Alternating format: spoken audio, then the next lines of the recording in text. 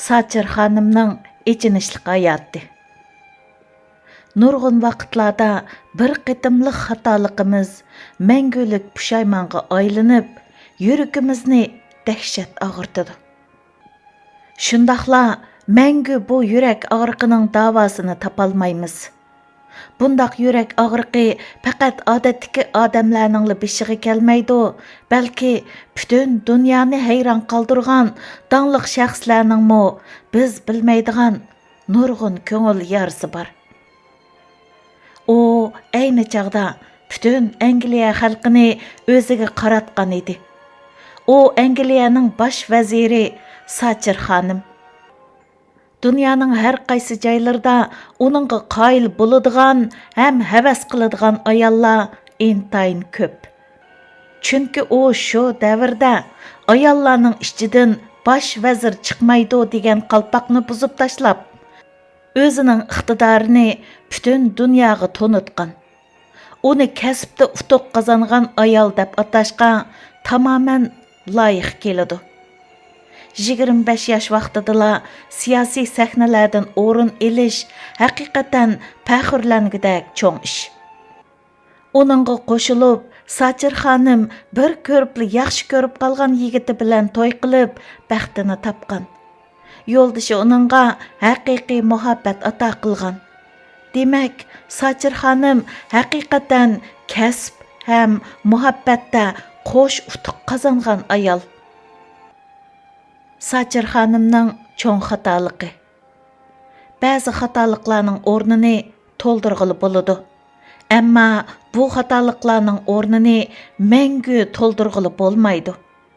U bo'lsa-mu farzandga bo'lgan muhabbat. Sachir xonim to'y qilgandan keyin bir jup qo'shkezak qiz o'g'illarga ona bo'ladi. Kasbdagi muvaffaqiyat, muhabbatdagi baxtlik tuyg'u uningga qo'shilib, qo'shkezaklarga ona bo'lish, balkim nurg'un kishilarning orzusidagidek turmush bo'lishi mumkin. Ammo Sachir xonimning baxtli oilasi uning siyosiy sahnasi uchun zo'r badal to'laydi. U bolalarni yengib 2 haftadan keyinla xizmatini qo'liga oladi. Shundaqla bolalarga mehrini berolmaydi.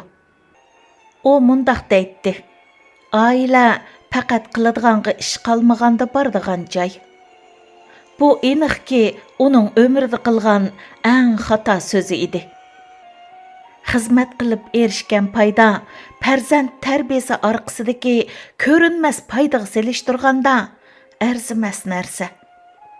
Ammo Sachir xonimning butun vujudini xizmati egilligashga, u oilasini, bolalarini butunlay unutib, xizmatini eng yaxshi holatda davomlashtirdi. U haqiqatan xizmatda utuq qozondi, ammo bir layoqatsiz ona bo'ldi. Mehr muhabbatga to'yinmay cho'ng bo'lgan qo'shkezaklar cho'ng bo'ldi.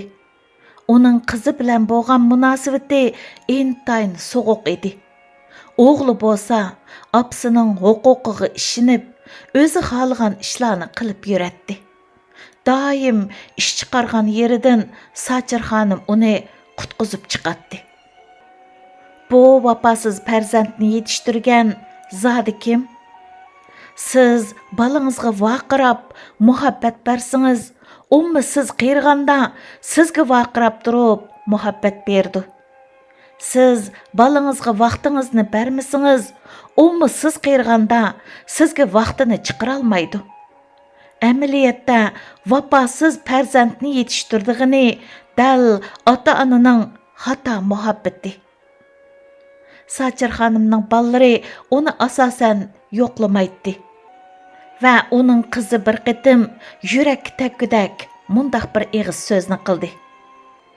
Anam bizning patpat berib o'zini yo'qlamasligimizdan xafa bo'lmasimi bo'ladi. Chunki biz kichik vaqtimizdami anam yo'q turmushni ko'p o'tkazgan. Hech qisi yo'q.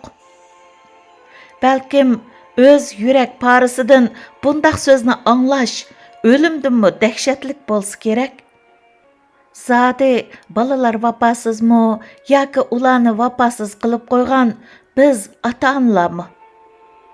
Sachir xanımның ëchinishliq yaşanğan dəvri bizga savaq. Hatta Sachir xanımның ölümüdümü balalары onu körüşni xalamıgan. Sachir xanımның yoldaşı ölüp ketgəndən keyin ro'yi zarbiga bardoshlik beralmay menga sakti kesili bo'lib qoladi. Balalar bilan bo'lsa munosabati texim yeriklashidi.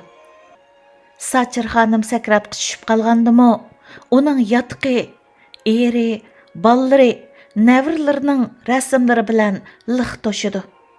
Ammo birmi qeyrindishi yenida turmaydi.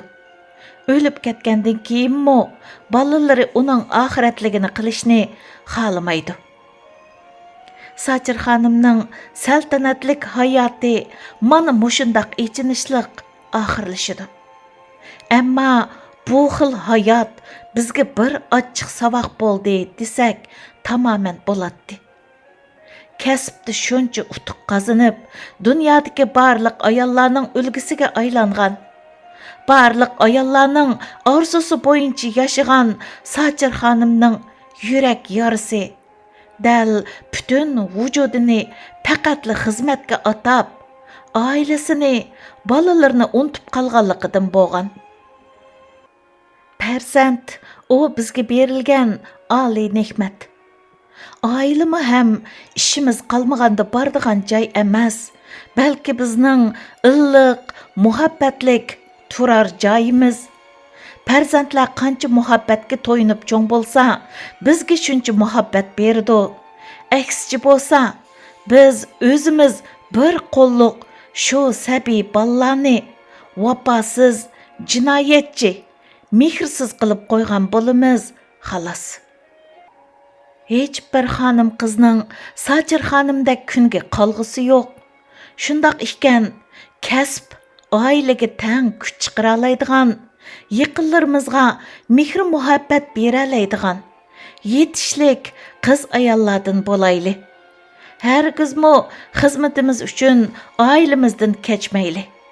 Shundoqla oilamiz uchun xizmatimizdanmi kechmayli.